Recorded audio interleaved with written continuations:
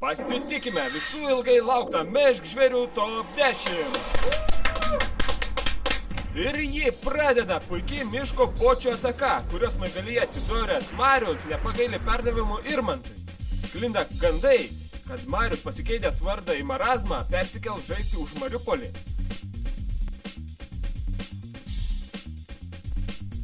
Į 9 vietą, lyg už jūrų, lyg už Mariaus, įsiveržė Arnas, kuris savo taiklių metimų papuošia mūsų top 10.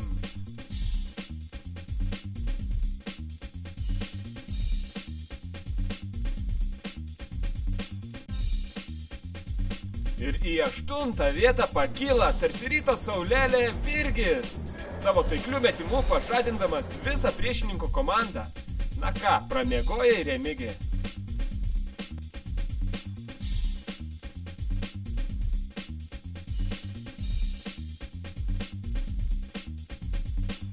Į 7 vietą sugrįžta mūsų senas pažįstamas baudos aikštelės King Kongas Irmantas, kuris pelno nerealius 2 taškus prieš tai veikęs Donato gynybą tarsi bananą.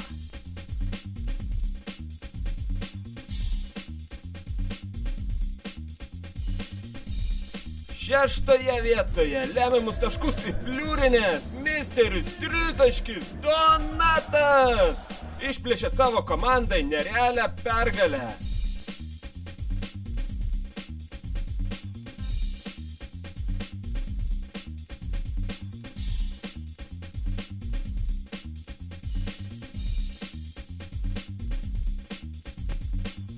Penktoje vietoje neįtikėtinus akrobatinius triukus išdarinėjantis Rokis.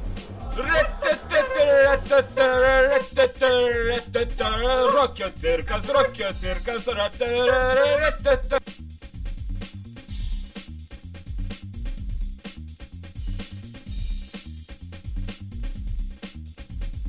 Ketvirtoje vietoje įminkit myslę, kas po priešininkų krepšiu atkovojęs kamuolį ir įdena 2 sudėtingus taškus.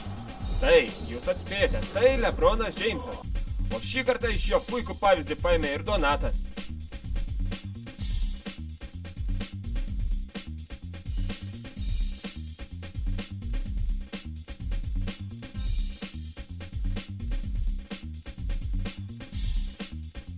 Trečioje vietoje nepamirškite prisisegti saugos diržų, kadangi kilame Remigijaus oro linijomis.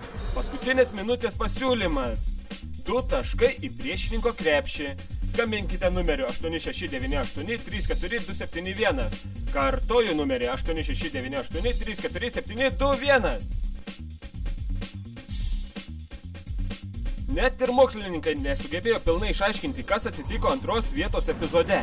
Trumpai jų žodžiais tariant, Andrius pastelbėjo fundamentalaus koralelinio pasaulio plyšį ir aproksimaliai įkišo kamuolį Evaldui, kuris pasinaudojęs transcendencinių fibroplastinių izomerų bei fluksoidų savybėmis pelnė 2 taškus. Gražiausiame epizode matome, kaip krepšinio šamanas Andrius, braižydamas ore magiškus ženklus, pelno 2 taškus. Ir taip išpranašavo savo pirmąją vietą mešk žvėrių 10-tuke. Tiesa, šiame epizode ne ką mažesnį vaidmenį atlieka ir Virgis, kuris prilaiko sieną, kad ši nenugriūtų.